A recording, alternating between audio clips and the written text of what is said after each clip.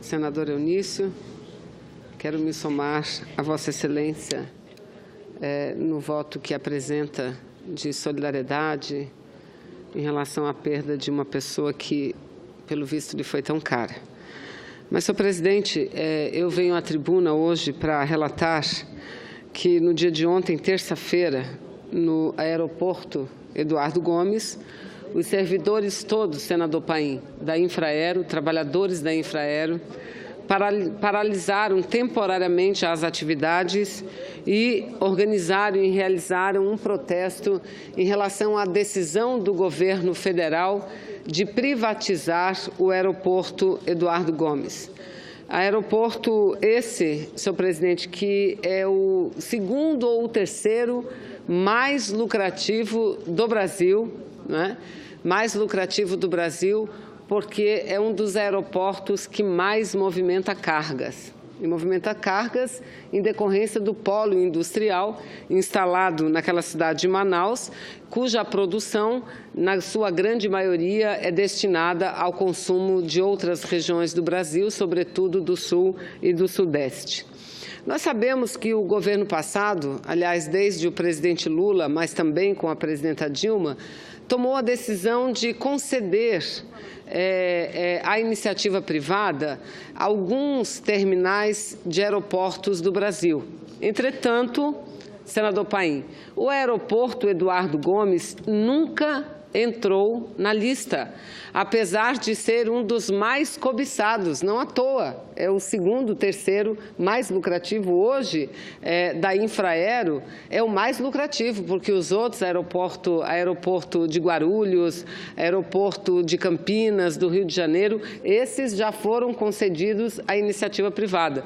Portanto, hoje restou o aeroporto Eduardo Gomes como o mais lucrativo da Infraero. Pois bem, os servidores fizeram essa manifestação lá em Manaus, no dia de ontem, mas também tiveram protestos em todos os 52 aeroportos que são administrados pela Infraero, porque no último dia 2 de junho, o ministro da Aviação Civil, dos Transportes, Portos e Aviação Civil, o deputado Maurício Quintela, anunciou a possibilidade de que o governo venha privatizar a própria Infraero. E aí não é conceder, senador Paim, é privatizar. Aí não se tratará de concessão, e sim de privatização de uma das empresas mais importantes e lucrativas que tem no Brasil. Vejam, então essas manifestações aconteceram no Brasil inteiro e eu me lembro como se fosse ontem, senador Eunício, conversando com diretores da Infraero que foram ao meu gabinete mostrar quais os planos que eles estavam tendo para pôr em prática a lei que o Congresso Nacional aprovou de favorecimento à aviação regional. A aviação que tanto nós da Amazônia precisamos. Está aqui o senador Paulo Rocha. O relator da matéria foi o senador Flecha Ribeiro. Então, veja, enquanto a lei era discutida, a lei que fazia com que pudéssemos ver desenvolvida a aviação regional no Brasil, os diretores da Infraero iam aos nossos gabinetes e mostravam quais os planos da empresa para o futuro. E os planos eram os melhores de todos, bons não só para os aeroportos, mas bons para o Brasil.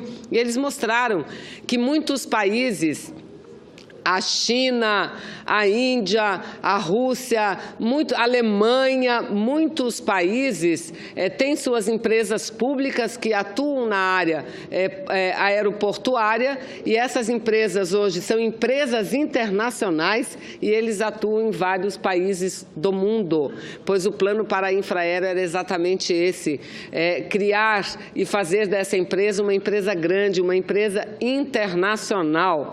E por essa razão e por outra também, que é o fato do aeroporto Eduardo Gomes estar localizado exatamente no centro da Amazônia, é que nunca o governo anterior sequer falou da privatização da Infraero, tampouco de conceder o aeroporto Eduardo Gomes. De nossa parte, o que nós dizemos? Se o governo federal insistir, porque nós vamos lutar muito para não permitir que haja a privatização da Infraero e, sobretudo, do aeroporto Eduardo Gomes. Se o governo insistir nessa ideia, nós vamos exigir, senadora Fátima, que junto com o aeroporto Eduardo Gomes seja também concedido um pacote, porque não é só, a Infraero não administra só o aeroporto de Manaus, o Eduardo Gomes. No Amazonas, ela administra também dois outros aeroportos, de Tabatinga e de Tefé. E no Acre, administra o aeroporto de Rio Branco, capital do Acre, e de Cruzeiro do Sul. Em Rondônia, o aeroporto de Porto Velho. Em Roraima, o aeroporto de Boa Vista. Enfim, o estado do Amazonas tem 62 municípios. A grande parte desses municípios, a maioria, não tem aeroporto legalizado. Pois bem, querem conceder, senador Eunício? Que concedam, mas concedam o pacote junto. Não vendam apenas o filé, não entreguem apenas o filé, entreguem também o músculo, entreguem também o osso.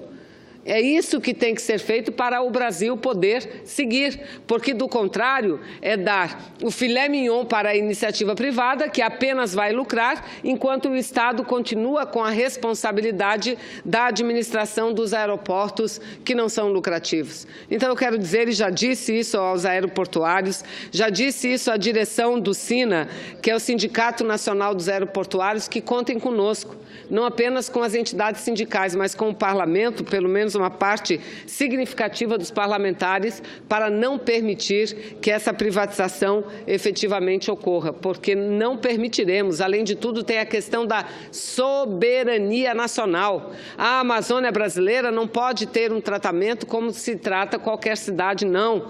Nós protegemos a maior riqueza da biodiversidade do planeta. Então, a Amazônia tem que ser tratada com muito mais cuidado e não pode permitir que o pouco que nós alcançamos de infraestrutura seja repassado à iniciativa privada. Pelo contrário, o lucro do aeroporto Eduardo Gomes tem que ser revertido para a construção da infraestrutura, não só no interior do meu Amazonas, mas também nos estados vizinhos, Acre, Rondônia e Roraima.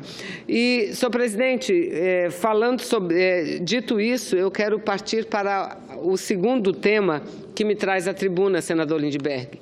E eu, que não costumo fazer isso, faço muito poucas vezes, mas hoje faço questão de ler o artigo de Bernardo Melo e Franco, que foi publicado em sua coluna de hoje no jornal Folha de São Paulo. Aliás, e na versão online está muito bem ilustrado com a fotografia do presidente Michel Temer encontrando o presidente russo, presidente Putin. Diz o seguinte, o artigo de Bernardo Melo e Franco. O presidente Michel Temer afirmou nesta terça que o seu governo colocou o país nos trilhos. Claro que nos trilhos está entre aspas. Em visita a Moscou, ele disse liderar, abre aspas, a mais ampla agenda de reformas das últimas décadas, fecha aspas. É claro, e aí abre aspas novamente, é claro que há lá uma ou outra observação, uma ou outra objeção, fecha aspas, comentou o PMDBista, cuja gestão é aprovada por apenas 9% dos brasileiros. Depois dos autoelogios, ele desdenhou do escândalo que encurralou o governo. Abre aspas, disse o seguinte, no momento que a economia começou a decolar, de repente, acontecem fatos que visam a tentar impedir, fatos absolutamente desprezíveis e desprezáveis, disse, fecha aspas, disse Michel Temer lá na Rússia. Enquanto Temer tentava enrolar os russos, novos fatos vieram à tona no Brasil. O principal não foi nada desprezível. O Supremo Tribunal Federal tornou público o relatório que liga o presidente ao recebimento de propinas da JBS. Segundo o documento, as investigações indicam com vigor que ele praticou crime de corrupção passiva. Em outra frente, o doleiro Lúcio Funaro também afirmou à polícia que o presidente deu instruções para 2 operações com dinheiro do FGTS. Preso na Papuda, Lúcio Funário disse que o negócio foi recompensado com comissões expressivas, no montante aproximado de 20 milhões de reais. A quantia não parece desprezível, nem para os padrões do grupo que despacha no Palácio do Planalto. No Senado, Temer sofreu a sua primeira derrota importante, senador Lindbergh. Com as dissidências em 3 partidos aliados, a Comissão de Assuntos Sociais rejeitou o relatório da reforma trabalhista. O projeto ainda pode ser aprovado no plenário, mas ficou claro que a base do governo não é mais a mesma. Para permanecer no cargo, o presidente vende a ideia de que sua queda inviabilizaria as reformas. A votação dessa terça, entretanto, dá argumentos a quem defende o contrário. Se o governo voltar a tropeçar no Congresso, os empresários brasileiros podem se convencer de que é melhor abandoná-lo. Para fazer de Temer, para azar de Temer, os empresários que atuam aqui no Brasil, são mais bem informados do que os russos. Então, veja, senador Lindbergh, o artigo de Bernardo Meli Franco, ele expressa o que Vossa Excelência tem dito com muita frequência dos microfones dessa casa, que é o começo do fim de um governo que já há muito tempo está no fim, do governo do presidente Temer. Primeiro, por ser um governo ilegítimo. Segundo, por ser um presidente que não tem outra coisa a mostrar ao Brasil que não o comando dessas tais reformas. Agora, vamos discutir o conteúdo das reformas. E nós temos procurado fazer isso com muita franqueza, com muita transparência. O que aconteceu ontem na Comissão de Assuntos Sociais, senadora Fátima, não foi um acidente, não foi um descuido da base do governo, não. O que aconteceu ontem foi o fato de que vários parlamentares, inclusive que compõem o governo, estão abandonando esse acordo. Aliás, um acordo que precisa ser melhor explicado, onde foi, como foi, em troca de que foi. E tenho certeza absoluta, e aqui não quero desdenhar de nenhum colega parlamentar meu, mas eu tenho convicção plena, senador Lindbergh, que a maioria dos senadores e senadoras que participaram desse tal acordo de aprovar o projeto como está para o presidente mudar depois, não tinham, como ainda não tem, o conhecimento pleno do conteúdo do projeto. Não tem. Porque na hora que tiver o conhecimento e o domínio pleno do conteúdo do projeto, jamais colocarão as suas digitais aprovando um projeto aqui e delegando, recomendando, confiando num presidente da República que nós não sabemos quem será. Veja, é tão absurdo que eu quero repetir as palavras dele, do senhor Michel Temer, ontem, quando deu uma entrevista coletiva na Rússia.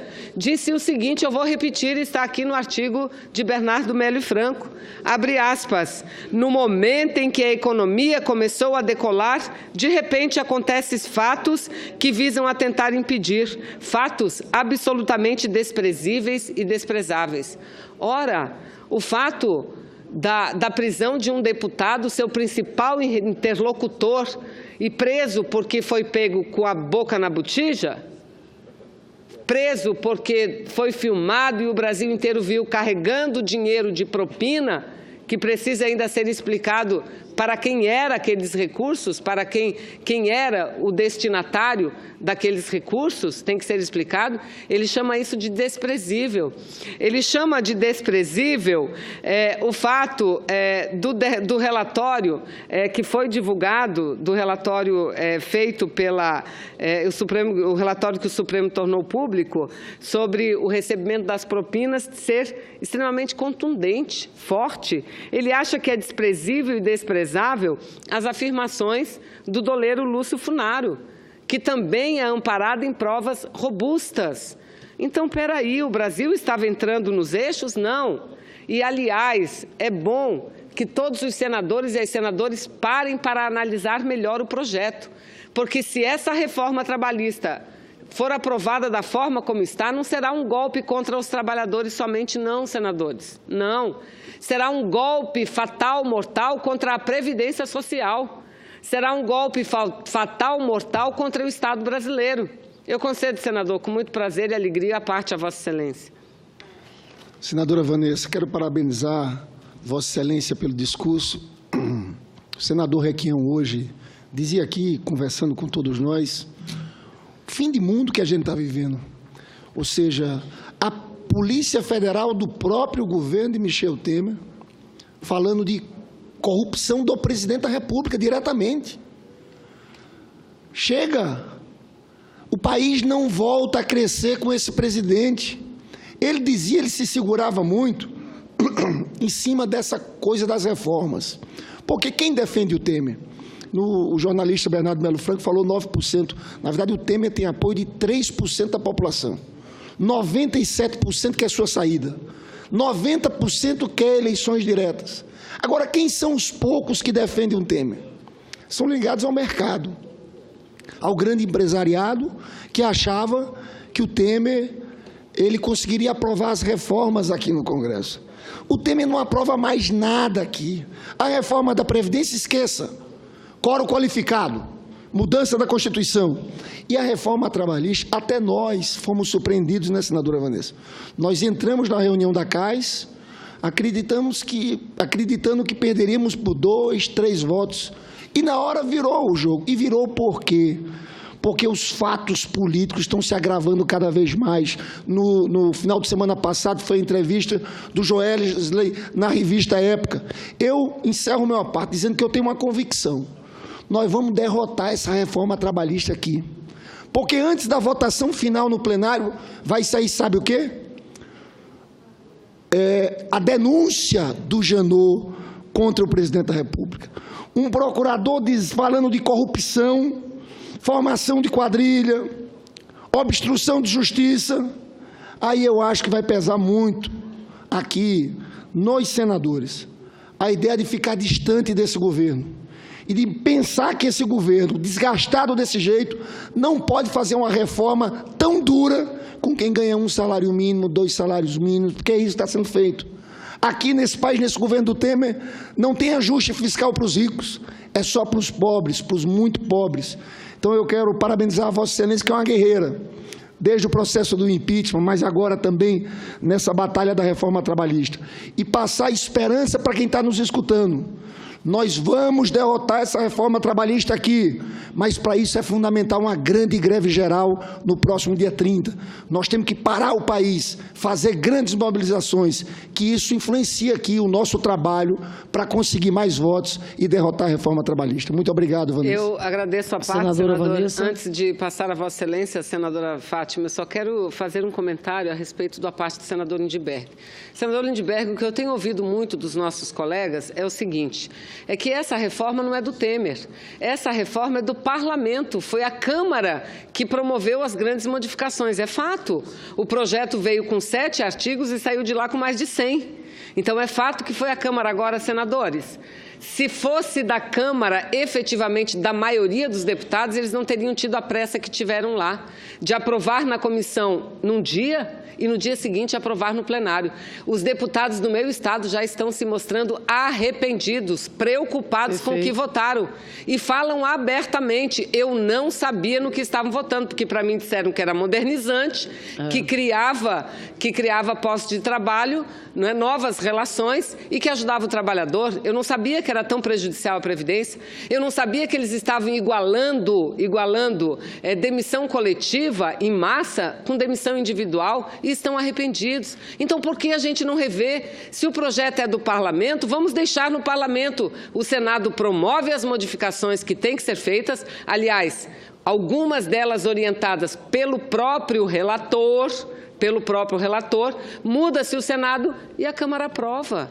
Não tem problema nenhum, é só isso que nós queremos. Nós não queremos que não se aprove nada, não. Vamos fazer agora a reforma necessária, boa para o Brasil, para a Previdência e para os trabalhadores. Concedo, senadora Fátima, a parte a Vossa Excelência. Sem dúvida, senadora Vanessa. Vossa Excelência tem levantado esse debate desde o início, até porque foi aprovado de afogadilho, um projeto, nada mais, nada menos, promove mudanças em 104 artigos da CLT, em 201 dispositivos da CLT. Daí, né, todo esse esforço que a oposição tem feito aqui para barrar a aprovação do relatório da reforma trabalhista, tal como chegou nessa casa. Mas eu quero muito breve, senadora Vanessa, dizer que ontem eu não estava na CAIS, apesar de que sou suplente, mas sempre tenho participado. E não estava porque também estava participando de uma outra agenda muito importante, que tem a ver com dignidade, tem a ver com cidadania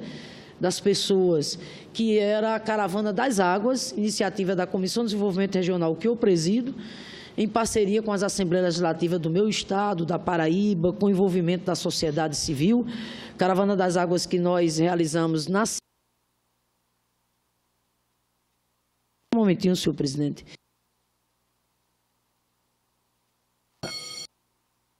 O objetivo dessa caravana, senadora Vanessa, era um objetivo muito nobre, a luta pela retomada da obra do Eixo Norte, da transposição das águas do São Francisco.